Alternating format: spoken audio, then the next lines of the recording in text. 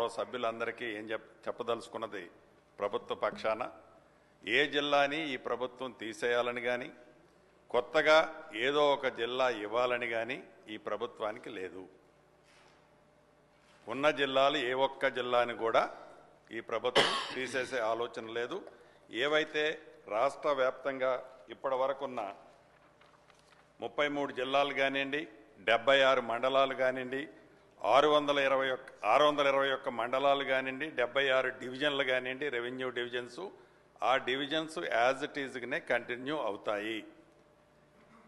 ఏ ఒక్కళ్ళు రాష్ట్రంలో ఉండే ప్రజలు కానీ ప్రజాప్రతినిధులు కానీ ఈ డివిజన్ తీసేస్తున్నామనో, ఆ మండలం తీసేస్తున్నామనో, ఈ జిల్లా మారుస్తున్నామనో ఏదైతే అపోహలు ఉన్నాయో ఆ అపోహలకి ఫుల్ స్టాప్ పెట్టాలని ఈ శాసనసభలో నుంచి యావత్ తెలంగాణ ప్రజలకి, అదే రకంగా ప్రజాప్రతినిధులకి రాష్ట్ర ప్రభుత్వం తరఫున చెప్తున్నాను అధ్యక్ష.